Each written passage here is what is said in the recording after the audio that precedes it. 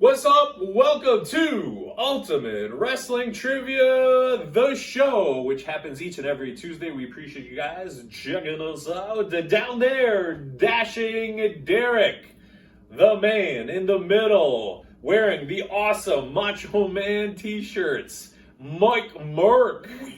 And my name is Devon, wearing a little Cesaro. And kid, what do we got down there? You got the... Derek's got the best shirt of all. He's got the best shirt of all. Where'd you get that, Derek? Yeah, so this is the ProWrestlingTees.com/Ultimate Wrestling Trivia. That was such a softball right there. It was very nice. So it was one of those things. It's very fitting that we're talking about t-shirts right off the bat. We're talking about our favorite wrestling t-shirts. Now, it doesn't necessarily mean the best and the most expensive ones, but like our personal favorites where we see that and we go, yeah, that's a cool shirt. We like that. I mean, I own like over 200 shirts. I'm sicko. It's crazy. I mean, I think we all do. Just have like piles and piles of t-shirts. So instead of doing like a top 10 or a top 5, we had to narrow it down a little bit. We're going to do our top 3. Only 3? Only 3! Oh. I know. People got to sit through this. So our top 3 pro wrestling shirts. Now, who wants to go first? Should I go first? Time? Is it t-shirt time? It is on the count of 3. T-shirt time. All 1, 2, 3. T-shirt time! All right. For me, I'm going to sneak in and put like 4 because there's going to be a tie.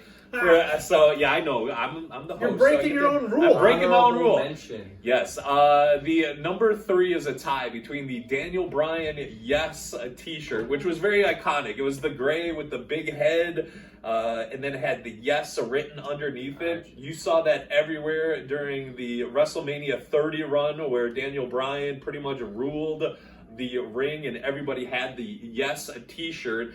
And I'm going to put that in a tie with the number 3 spot, a t-shirt that we go back to the Mid-South when Andy Kaufman, the late great comedian who battled Jerry the King Lawler, the women's wrestling champion of the world, the yellow t-shirt with just the writing on it. That's going to be a tie for my another one. Because anytime I see that shirt, I'm just like, God, I love that shirt. Like, it's just so simple. It's simple, and it just brings me back to a time and a great rivalry. And we got a chance to check out Jerry Lawler, who's going to be the trivia question later on today. He had a lot of stories about it, and he just was like, man, like that was just so far ahead of its time. I really love that t-shirt.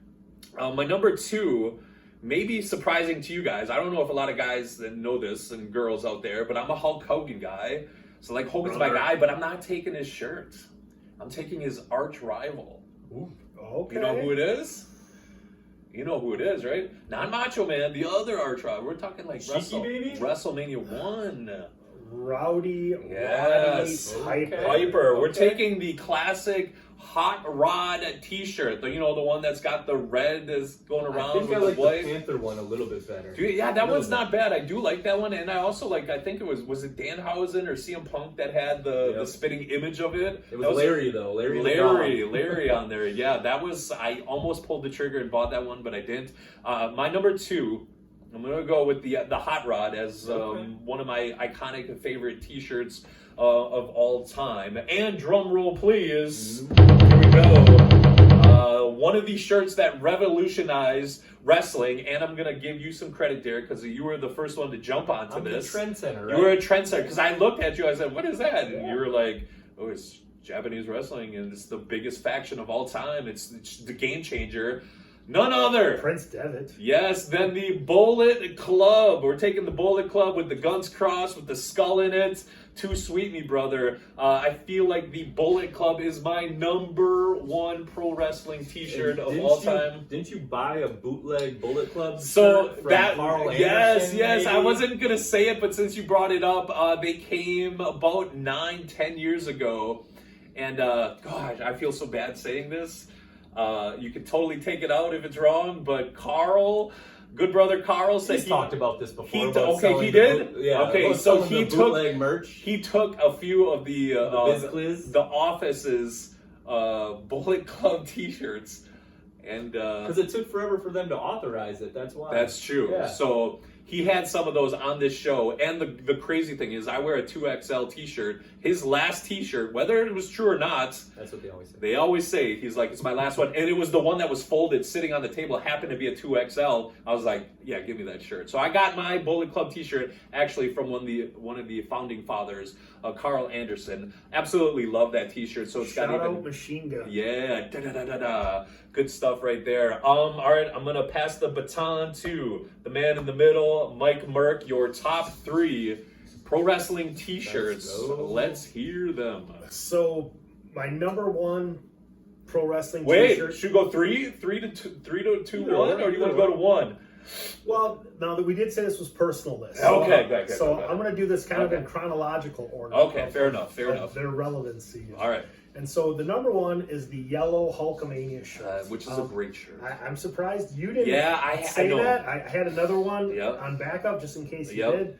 But that was the highest selling wrestling shirt for 15 years. Yeah, So that it was eclipsed by Austin 316. But at the time, Hulk Hogan's shirt was a mania. It was amazing. Hulkamania. It was everywhere. That shirt screams my childhood. Yes. You had to buy multiple of them because you kept tearing them off, right? That is true. Yeah, you had That to is cut them true. up. Yep. That's a great iconic shirt. Love it. Had a hard time me leaving off that list for that one for sure. No, and one of the things I want to add about your Bullet Club shirt was those went mainstream when Hot Topic, the founder, was at a convention. There was a wrestling convention next door. It was Yep. a WrestleCon, I believe. And I think it all was the down in wrestling Florida, fans yeah. All were they all wearing had it. Yep. And he was like, wait a minute, the light bulb went off. What is that? Why are all these people wearing it? And then Hot Topic started carrying wrestling shirts, and you could get Hardy Boys shirts because they were in TNA at the time. Everybody had a And then- knockoff Bullet Club shirt. And all the variations, Yep. right? The Kenny Omega cleaner shirts and the Young Bucks. Yep. And then you saw the everywhere. pops, the little pop figures of the Yes. Young Bucks So showed up that- in the Hot Topic. That's a great choice. But Yep. for going back to my style, my number 2 shirt is the old school, iconic yes. Macho Man Dig it. sunglasses. This logo, when the old school WrestleMania video game for the 8-bit NES, there was things that were power-ups that would happen during the True. match. I remember And this. for Macho Man, it was these sunglasses. Andre the Giant had the big hand because he had the handprint T-shirt. You know, Jake the Snake had a little green snake. But yes, the Macho Man sunglasses, this shirt. Great choice. Great choice. This was like a Mall of America purchase, I think, back in the day. And then my number 1 shirt is the original, first ever Gen 1 Mr. Kennedy WWE shirt. Because I got to see one of my wrestling students, one of my good friends, make it. Like, he had his own wrestling shirt. Yeah, that's very cool. And seeing hundreds, if not thousands, of wrestling fans over the years wear that shirt was pretty dang cool. Brings a smile to your so that face. Yeah. my personal 3 favorite wrestling shirts. I like it. Good list. All right. Derek, Dashing Derek, we're passing it off to you. Your top 3 wrestling t-shirts. I'm What a do you got? very simple man. I just love the black wrestling shirts. I know it's overplayed and played out, and it seems like every wrestling fan just has black That's t-shirts. true. But I'm just the black t-shirt. I like the soft style. You got to get the extra $2.99 on ProWrestlingTees.com. But pay a little extra for the soft style. But number 3, I'm going to go with the second shirt that I ever bought at a live event, the NWO shirt, the black and white, very simple. You can't really tell like it's a pro wrestling shirt. It's something that you can wear out and about, at a bar or a club or a restaurant or anything like that. Maybe not on a date or anything like that, but I would go with the NWO black and white for sure. That would be my number 3. Okay. Like that one, or is that okay? No, that's a very good one. That would be number 1 on a lot of They people's lists. sold 3 million lot. shirts of those in like 1996 to 97. Like in a calendar year. Like that is a lot of shirts. Yeah. And you can go with the black and white or the red and black too. Either or I think is acceptable. So. Sure, there was a ton of athletes wearing those back in the day, just as much as the Austin 316 one. The NWO one was all over the place. And WWE has easily made back the $3 million they paid for the WCW library and trademarks because they've re-released that shirt, and they've done genius marketing where they took current stars wearing throwback shirts of Mhm. Undertaker, HBK, NWO, And I think one of the classic. Kardashians was caught wearing it on the red carpet one time that too. is So true, it's yeah. transcended, past pro wrestling. But you brought up another one. Actually, the first shirt that I bought at a live event, my number 2 pick, Yeah. is the Austin 316. Okay. Oh, Like yeah, I said, yeah. the black, the white lettering. You'd wear that out and about, and people would be kind of confused. Like, I don't remember that being in the Bible. Yeah. Where says Austin 316? And then I'd have to explain to them. It means, Austin 316 means I just Whooped your booty. yeah. One You of fill the in the blank. One of the cool parts of wrestling T-shirts in general is it marks you as a wrestling Yes. fan. Yeah. So when you're in a grocery store and you see somebody wearing a Roman Reigns yeah. shirt, It brings the I'll biggest throw smile, up right? the one Yeah, to yeah. that guy and he'll And I guarantee you, wearing an Austin 316 shirt in the mid to late 90s elicited Yeah. hell yeah.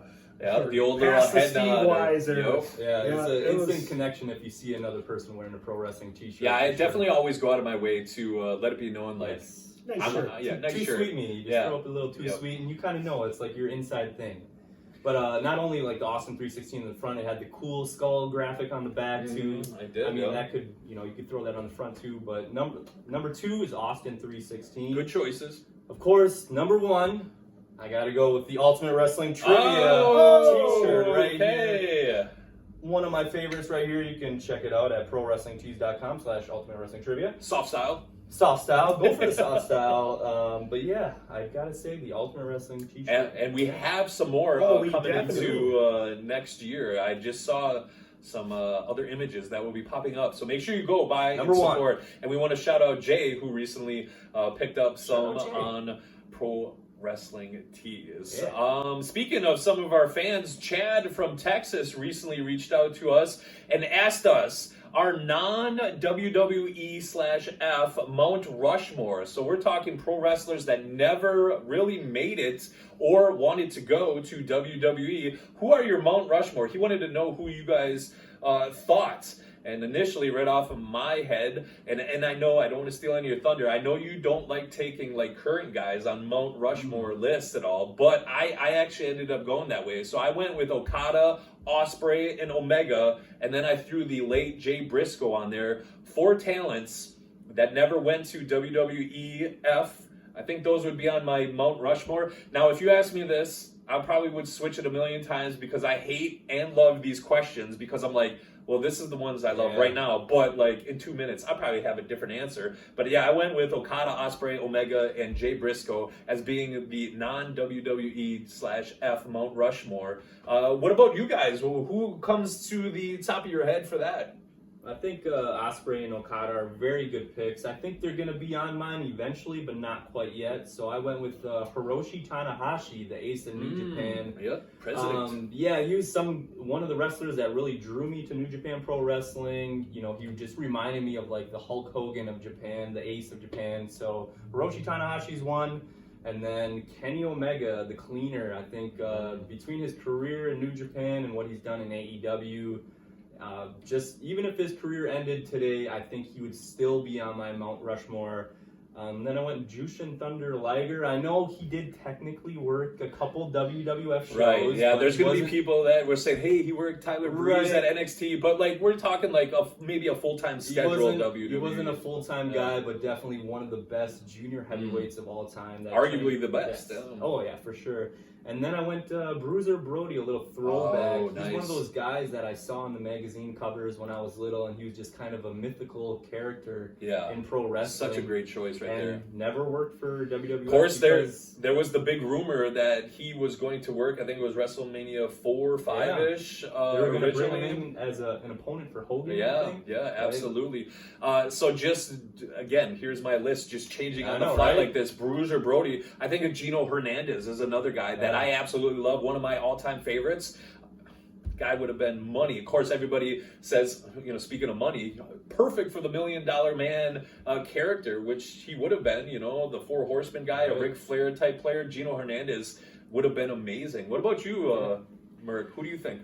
Well, you touched on it earlier, so I've always felt with lists, in any sport or any type of list that you make, I always feel that there's a recency bias for guys that are active, and you end up omitting people from the past. And, like a lot of people in football will talk about the best wide receivers or who's the second best wide receiver after Jerry Rice, and almost nobody that's not a Packer fan brings up Don Hudson.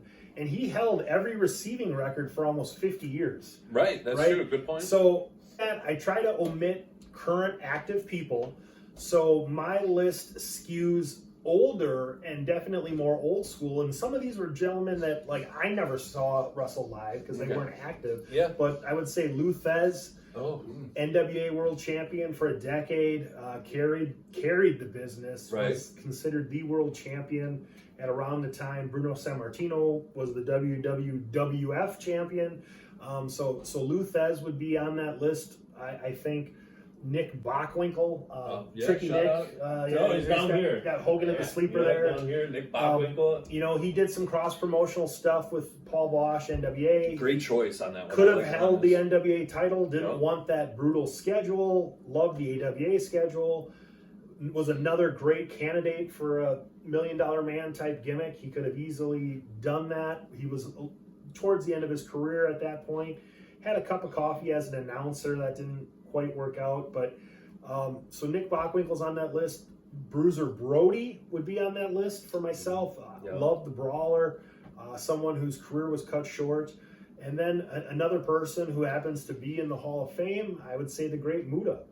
Great choice. Yes. I think another that awesome after, Antonio Inoki, who's got WWE stuff, Shui Giant Baba, I think Great Muta is possibly the number 3 biggest Japanese wrestling icon.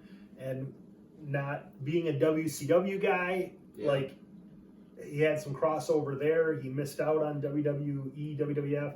So I would add Muta to that list for myself. Yeah, as always, we would love to hear from you guys out there in YouTube world. Who is your Mount Rushmore? Who's your 4 wrestlers that never went over to the WWE for whatever reason, WWF?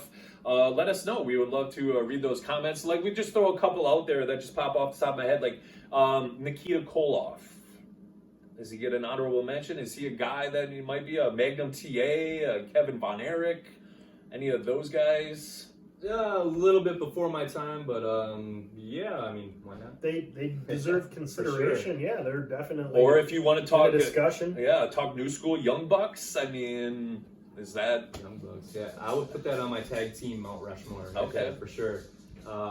Probably one of the greatest tag teams of all time. I know I'm going to get a lot of heat. I know Angelo Stefano wasn't here, thankfully, but just their career over 20 plus years, what they did in creating a whole new company for the guys and girls to work in, and then just the business that they did in Ring of Honor. They did their highest grossing business of all time. So, yeah, I'm putting the Young Bucks on my tag team one for sure. Yes, and speaking of Stefano, we're going to throw it back to him. He's in the back dressing room with some Ultimate Wrestling trivia. Back to Ultimate Wrestling Trivia. My name is Angelo Stefano. I'm working solo today because I'm just that much cooler than everybody else that works here. Today, we have a question about someone that in 2005 wrote an autobiography called Walking a Golden Mile. Tell me what wrestler we are talking about. Is it A, Kurt Angle? Is it B, Bill Watts? Is it C, The Rock? Or is it D, William Regal? All right, that's Angelo Stefano checking in today. Man, like, this set is just different vibe when he's in the back and we're here at the desk. I mean, there's just something about it. A little quieter, yeah. Right? Well, we love it. We appreciate Stefano for sure. There's more pizza left. Well, that too. I didn't want to say that at all. All right, we have ourselves a big show coming Saturday, August 3rd in Cascade. It's going to be a great time. You can buy some tickets online at rpwprowrestling.com. And, of course, we want to go over some of those matches. Yes, there's 6 advertised scheduled matches so far, so you're guaranteed to get at least that for the action.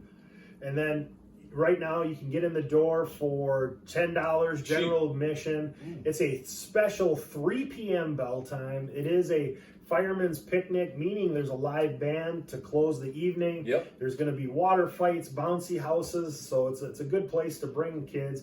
Cascade, Wisconsin. It's about 15 minutes west of Sheboygan in Sheboygan County. We got some great matchups. The RPW heavyweight champion, 12 gauge Brick McCarthy, is going to be defending that RPW heavyweight title against none other than Sean Priest. Yeah, if you haven't seen him in person at all, it's very Papa Shango-ish or whatever. The RPW heavyweight title is going to be on the line. Plus, we have Joey Jet Avalon. He's going to be in the opening contest facing Jared Jacks. So, what can we say about those guys? Well, Jared Jacks is one half of the Milwaukee Vice with his tag team partner, the Marman, and Joey Jet Avalon, widely considered the best independent wrestler in Wisconsin. Dojo of Pain graduate. He's been grinding at this for a while now. He's the real deal. Yeah, and speaking of the Marman's going to be in action as well, where he's going to face a very unique character, Yeti Henderson. Now, if you haven't seen him, you're in for a treat. A little singles action there. Yeah, the Marman, he's super entertaining. He comes out with the Top Gun theme and everything. And then the Yeti, I've never seen him in person, but I've heard he is huge. Lives in the forest, in the woods. Yeah, so I'm looking forward to this match for sure. There'll be some female action at one and the only, the Era of Sierra. And have so much promise. And before they're on your TVs on Mondays, Wednesdays, or Fridays, that's a fact. You can come see them live now for just $10. Yes. Some more action that'll happen is some lucha action as Aaron Payne will face Rafael Quintero. Should be some flying action. Yeah, very much looking forward to that. I mean, like you said, the lucha match with the high flying and the action nonstop. Like you said, $10 to get in the door. Can't beat it. Yeah, Rafael Quintero, he recently was on TNA Explosion. That's right. Probably the newest newcomer to the business of all these wrestlers. Very bright future. Aaron Payne, high flyer, lucha mask, lucha style rules. So this will be fun. Yeah, another fun matchup will be the Water City Battle as Adam Grace faces Miles Mason. Singles competition. Yeah, the Water City is another name for Oshkosh, Wisconsin. Both of these two men call Oshkosh home. Is Oshkosh big enough for the both of them? I don't know, but Cascade will find out if it is. Yes, that's all happening right here. Make sure you scan that QR code. Check it out, rpwprowrestling.com. Saturday, August 3rd. It's going to be a great time, family-friendly event. Of course, you know Ultimate Wrestling Trivia is going to be in the house for that. We'll be ring announcing. We'll be playing music. We'll be high-fiving babies. We'll be just maybe throwing out money. Who knows? We do all kinds of fun stuff, right? All right, before we back out of the show today, as promised earlier, the Hall of Famer, Jerry the King Lawler, he's checking in with the official trivia, with Ultimate Wrestling Trivia. Check it out. One of my first big events, a pay-per-view seen all over the world. And it was me against Kerry Von Erich. He was the WCCW World Heavyweight Champion. I was the AWA World Heavyweight Champion. And it was a match to unify the titles. I want you to tell me, if you can, what was the name of that pay-per-view? All right, that was Jerry the King Lawler. Do you know Such a legend. Answer to that? Make sure you drop it in the comments below. Do you have any fun stories off the bat of Jerry the King Lawler that you could tell us real quick, or should we save that for another show? I know it's off script here, but no, I don't know if I shared the cat story or not, but do tell it anyway. That's all right.